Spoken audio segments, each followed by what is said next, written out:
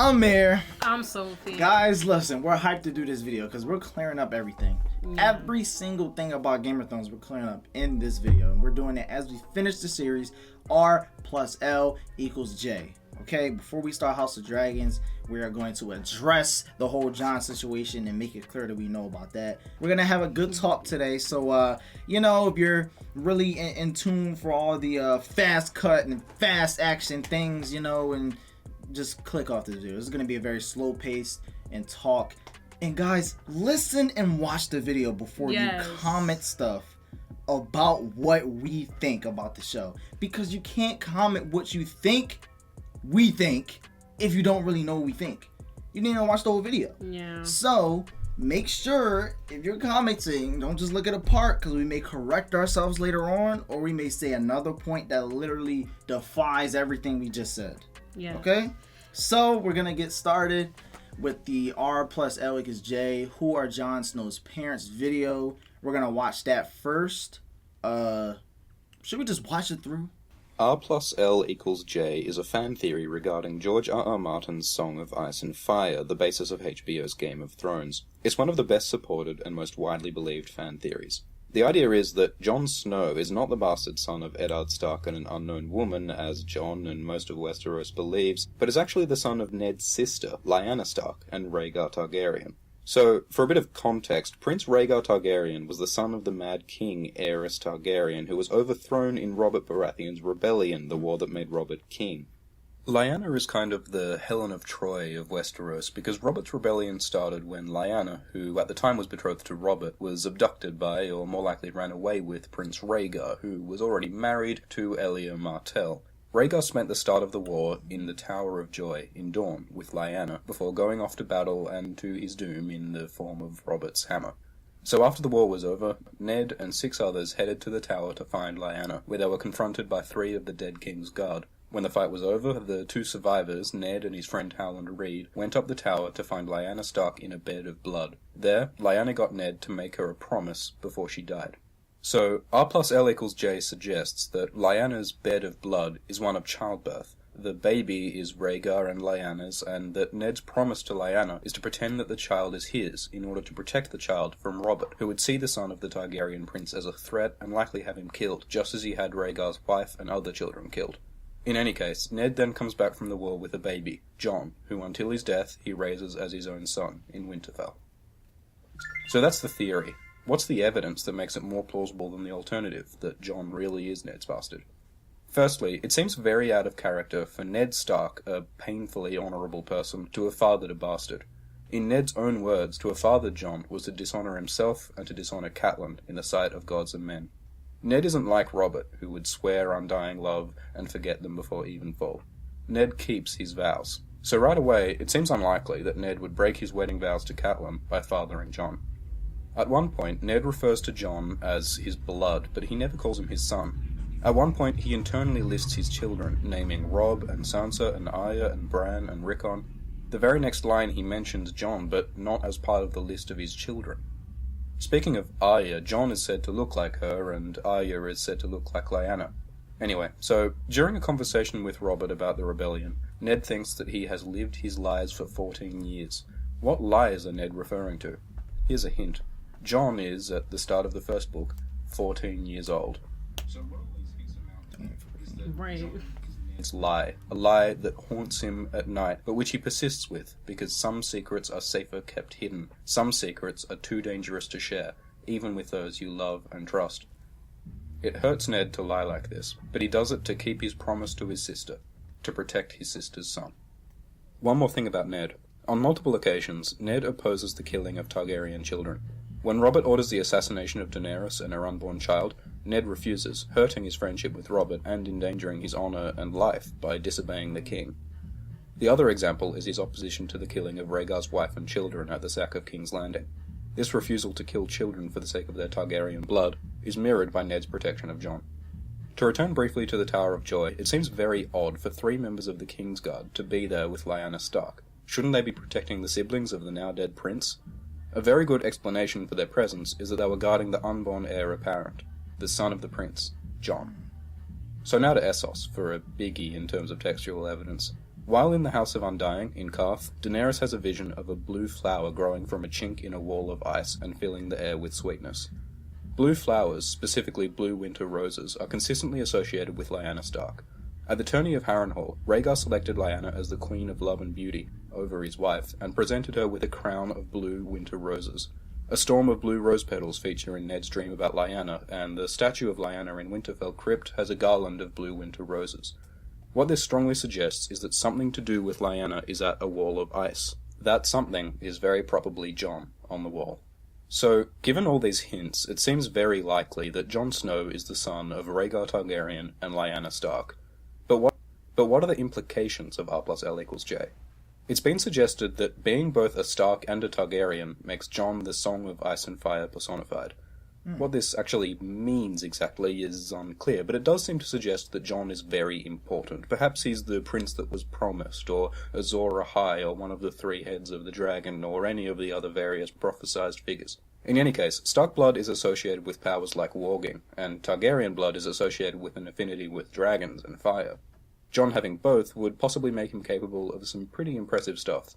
A more concrete implication is that if Jon is the son of Prince Rhaegar, he has a claim on the Iron Throne. More so than Dany, actually. That's assuming, though, that Rhaegar and Lyanna were secretly wedded, which could have happened despite Rhaegar's existing marriage to Alia. Polygamy is a bit of a thing with Targaryens, but if they weren't married, Jon would still be considered a bastard and an illegitimate contender for the throne, though he could possibly be legitimized. Jon's vows with the Night's Watch are another complication. He's sworn an oath to hold no lands, to wear no crown, so surely he can't be king. Interesting. How could he prove his parentage? And besides, it seems doubtful that Jon would even want the throne.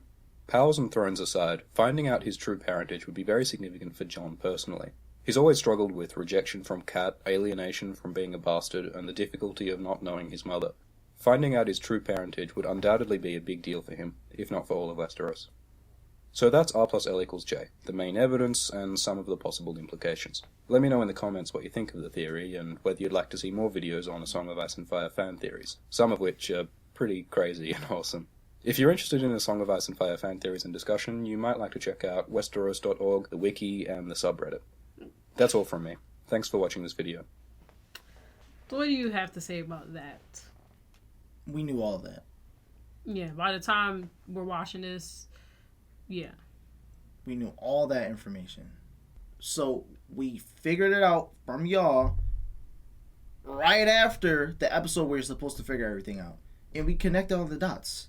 So, I don't want to be rude, but this video is common knowledge, if I'm being honest. R+L = J. All the evidence is there. I get it's a theory because, like, like George R. Martin, whatever his name is, doesn't directly say anything, or the writers doesn't directly say anything, like, or maybe they do, but the whole point is, like, it's super, super clear, super obvious. Ned is very honorable. Yes, we get it. And we cleared all that up. He would never do something like that with his sister. And clearly his sister was bleeding, like this said. And she died of who childbirth. else? Right. We saw that when Bran worked. Like, we saw it. We saw him go back, and we saw Rhaegar with Lyanna. Like, and one detail in the video I will say that was good is that why would they be protecting that tower? Because why would they be? Find out. They don't want nobody to find out, and they don't want nobody to kill the son of Rhaegar Targaryen. So, I mean, it's pretty straightforward, y'all. I was gonna say, like, I thought it was gonna be something like, whoa, like something that we didn't see in the show, but just like what John Mayer said, by the time y'all spoiled it, and then afterwards when we figured it out, like the whole secret marriage, like Sam, he said that whole thing that happened and everything, and also too, I feel like even by the time we found out, like, even if we didn't know the which Targaryen was his dad either. Another thing too, I feel like because this is a theory, not saying that it doesn't seem accurate, because it does seem like it does come down to Jon's parents being Lyanna and Rhaegar.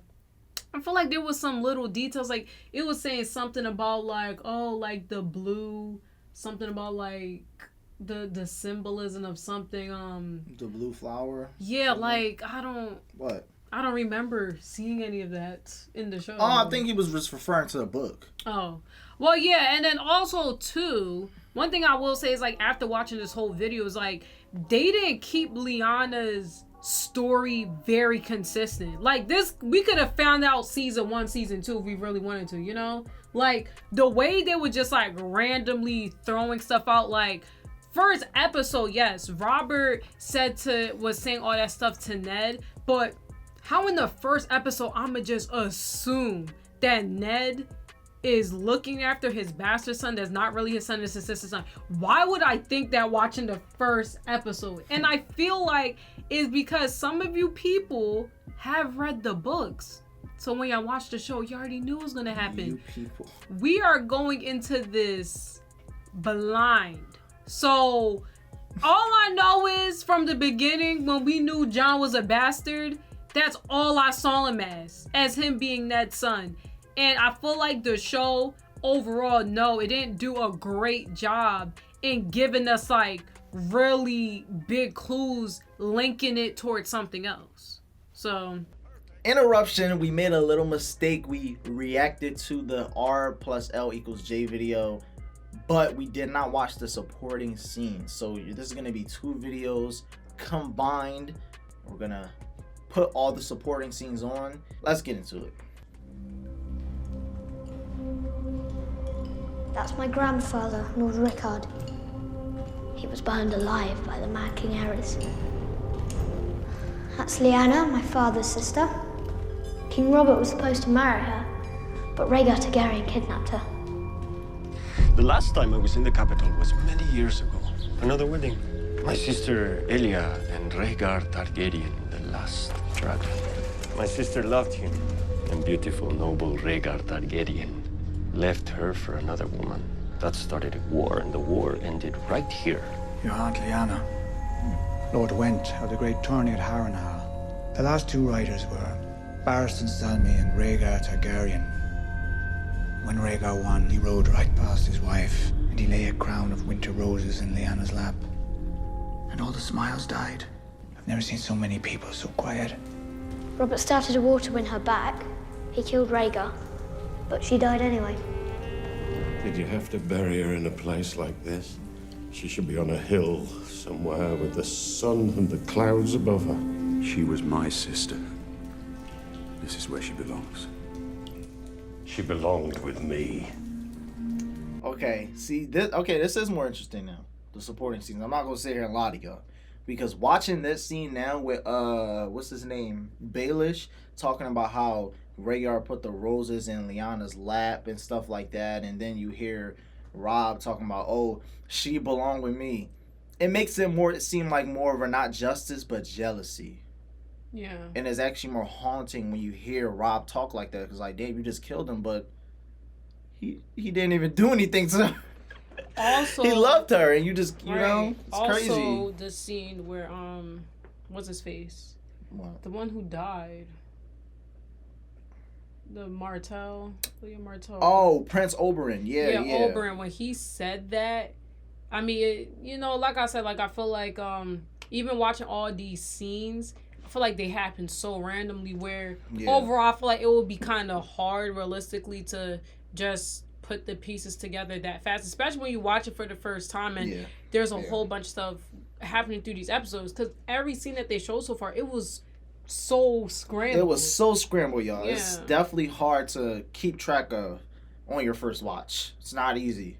It's actually almost impossible, because we don't even know the whole story till like season 7. Right, and the story that we kept hearing was the fact that Rhaegar kidnapped and raped her. Right, so we had a whole nother intention before all these things happened. But seeing these all smashed together like this, though, definitely puts a different perspective on the whole war thing. I'm not fooling. Of course it does. In my dreams, I kill him every night. It's done, Your Grace. Targaryens are gone. Do you know what happened to the Targaryen children when the Mad King fell? They were butchered in the sleep. Who gave you the order? Say her name! You raped her! You murdered her! You killed her children! When I heard they had killed my brother's son, and his poor son, and the children. Aemon Targaryen. Aerys Targaryen, Has wed some Dothraki horse lord. What of it? I'll kill every Targaryen I get my hands on. You can't get your hands on this one, can you? For 20 years, the Spider oversaw the campaign to find and kill me. I want him dead. Mother and child, both. You'll dishonor yourself forever if you do this. Honor? I've got 7 kingdoms to rule! Then we're no better than the Mad King. Careful, Ned. Careful now. You want to assassinate a girl? I will have no part in it. You will do as I command, or I'll find me a hand who will. Go as far away as you can. See, bro? I mean, yeah, I different remember- perspectives, man. Yeah. Because Ned is sitting here like the Targaryens, they was just regular cool people. Or Rhaegar and, you know, obviously the whole Daenerys and all of them. And I'm not talking about the past Targaryens. I'm talking about the people that we know, like Rhaegar and Daenerys of, you know, what we know, was all cool. So that's why Ned is sitting here like, damn, you want to kill all the Targaryens for what? Jealousy? But I mean, that's true, but also I feel yeah. like Rob was never even married to Lyanna, so the fact that his rage was even that bad is a little like... He wasn't... What was the... You know, like, that was really, like, over the top for someone that you wasn't even with. You know? Like, he loved her. Kind of like what Baelish did with Catelyn. Like, y'all was never together, but just because you have this love for her don't mean you do all these things. Because Rhaegar was married to...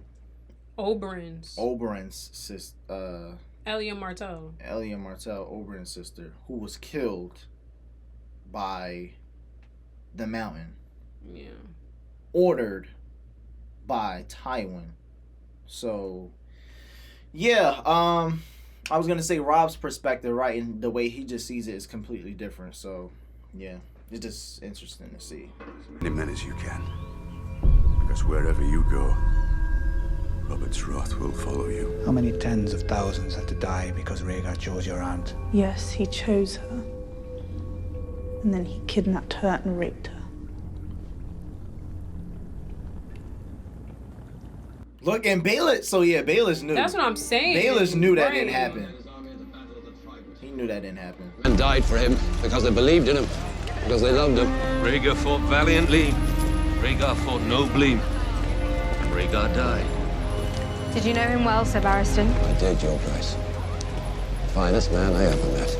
We like to walk among the people. Okay, I'm not gonna lie, I didn't notice how good they was talking about. I mean, like I said though, like overall, it's like even when you compile all these scenes, they did not make Lyanna and Rhaegar's story like super essential to the whole storyline. It was just like background talk. Right. It's kind of like you have these people saying this and you have these people saying that. It's kind of like, okay, and then it goes back to the main storyline, like, oh, the White Walkers and trying to defend King's Landing and Daenerys going over. So that's why I said, like, I feel like at the end of the day, like, do I personally feel like Game of Thrones did the best in how they showed the hints? No, because they're hints for a reason. They're not. I don't think they're supposed to be obvious. I think right, but there was people be subliminal. But I know what you're talking about. Yeah, people that expected us to know. Right, they feel like. But it's some things you don't know, especially when we guess wrong about Ned. But it's like, right, the way they built it is meant to be hints. Because now looking back at this, they talked about Rhaegar beautifully. He was a great person, and we never noticed. Yeah. Because even that look on Baelish's face, he was like.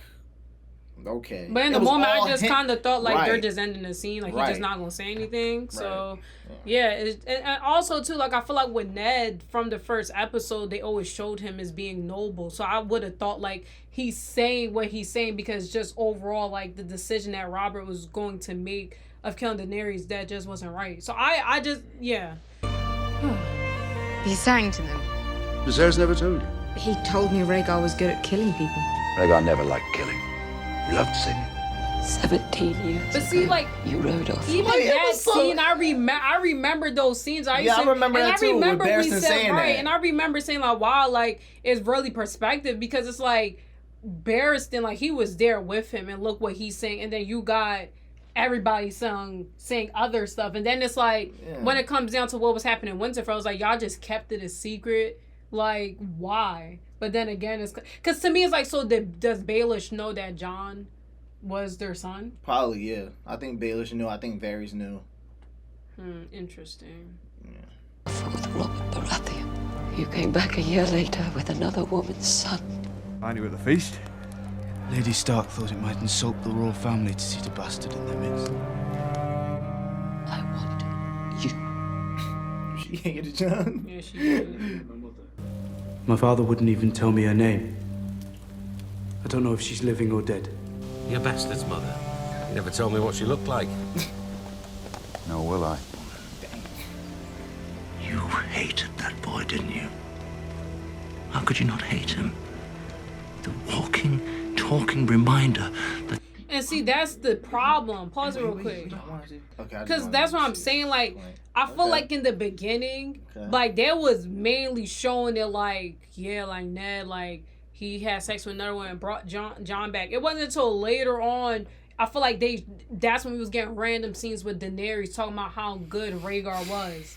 You know, but then at the same time too, it never hinted It like never outweighed it. Right, that's what I'm saying. Like it never hinted like he had it never hinted like Lyanna and Rhaegar had a son. Like I said, based off the way Game of Thrones started this whole thing with Jon and Ned, it just always painted Rhaegar as the bad guy. Bro, y'all had a year, months to theorize and talk with other Game of Thrones fans about what happened, what not.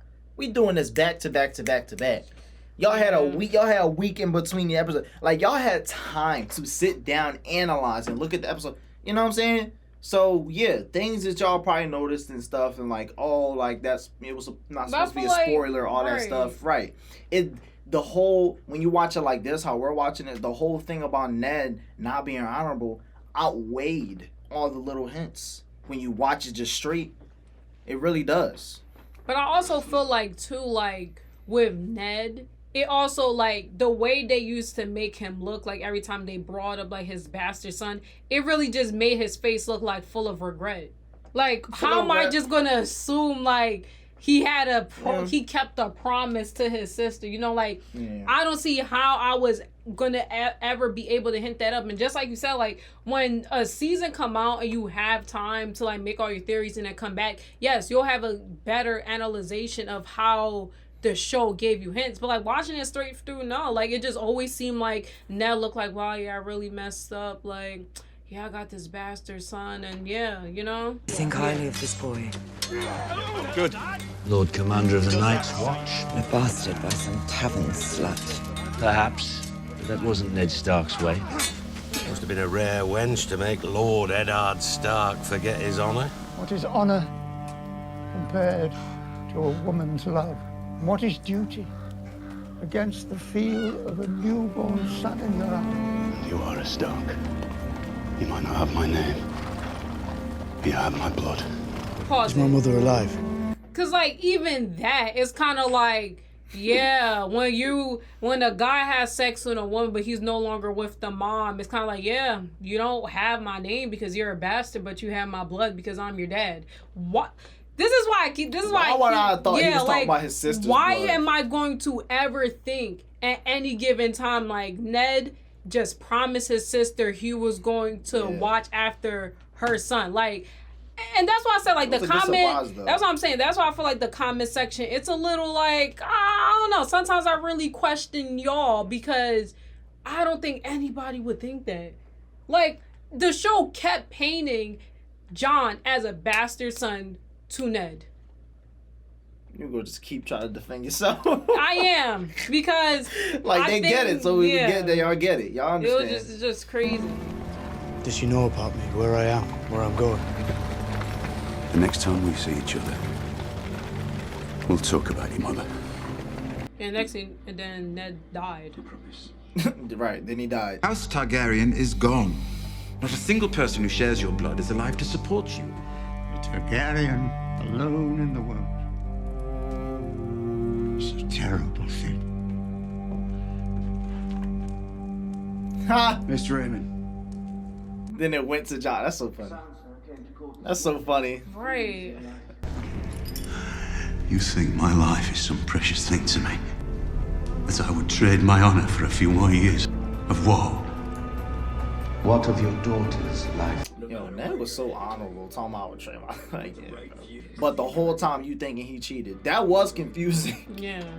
It was confusing. I'm not gonna lie. We all do our duty when there's no cost to it. honor comes easily to him. Yet, sooner or later, in every man's life, there comes a day when it is not easy. A day when he must choose. I am Eddard Stark. I come before you to confess my treason.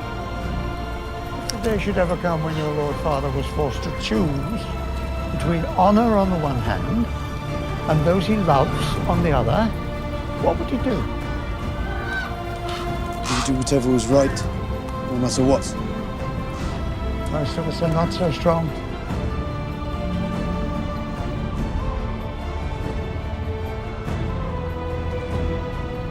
The same innocent people in King's Landing. Don't forget, bro, Joffrey's so dumb. When my husband brought that baby home from... Like, that decision was so bad. So I prayed to the gods. Take him away. Make him die. He got the pox. And I knew I was the worst woman who ever lived. So I prayed to all 7 gods. Let the boy live. Let him live. And I'll love him. I'll be a mother to him. And he lived. And I couldn't keep my promise.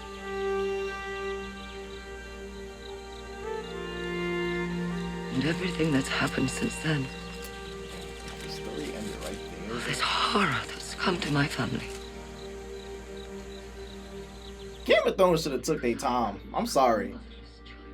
It should have like ended right here, and then they should have took a break until he finished the books or something. Yeah. Like that would have been perfect. That would have been such a crazy ending for me. I would have been like, wow, when is Jon coming back?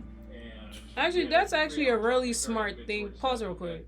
Because even watching all of this up until this point, that's why I'm like, everything we know in general up until this point about Jon, it's like we still didn't find out, like, you know, Lyanna was his mom and Rhaegar was his dad and all this stuff. So that's why it's like you have a lot of essential information at the beginning of the show, and then it takes a shift after Jon dies.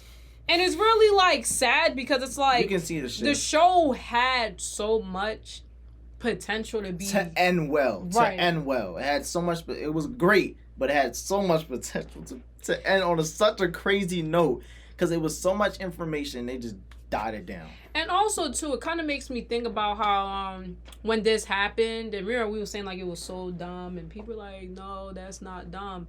But to me, it's kind of like, okay, Jon died. That's where the books end, right? And then he just comes back to life.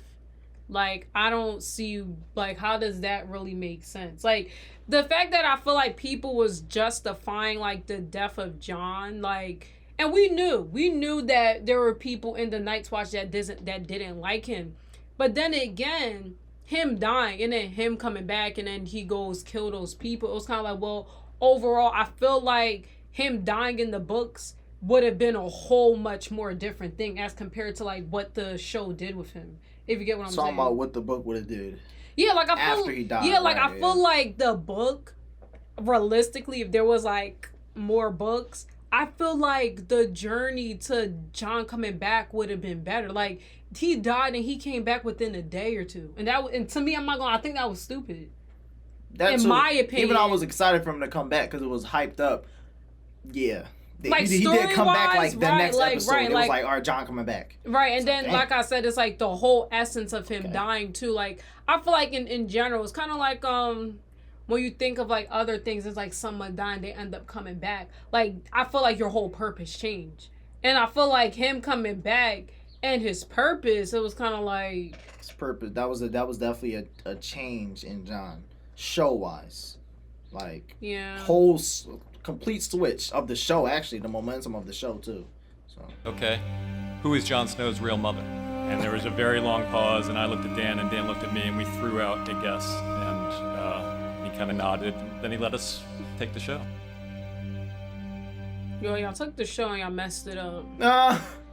So yeah, I mean, listen, like I feel like That's what I'm saying though, because I feel like Game of Thrones always have like this wow factor that they like to throw in our face. You get what I'm saying? Mm-hmm. But I don't know. Like, imagine imagine the books was finished, and then we found out like Jon wasn't even Lyanna's son. I don't know. Like, what if? No, that would be insane. That if, would like, be somehow insane. that wasn't the case. That would be insane. But I'm just saying, like, just imagine if overall, like, the way Game of Thrones ended isn't the way Game of Thrones would have ended in the book. And it puts a lot of things into perspective. Maybe we should read the books. It does actually want to make me read the books because honestly, I hate the idea that there's context from books and then people make a film or movie. I mean, a film or a show, and then it's like they throw their own twist and they change the characters. And because, like, based off what people said in the comics about the books, apparently all the Starks, they were wargs, you know? So, just little stuff like that, right? R+L = J discussion, man. All the points and all the scenes definitely was interesting to watch all combined, and you know, to see everything back to back like that definitely seeing it back to back is like, oh, okay, yeah, but definitely builds the story better than when you watched it all mixed up together. And yeah, I guess that's it. Well, we'll see y'all on the next one. Perfect.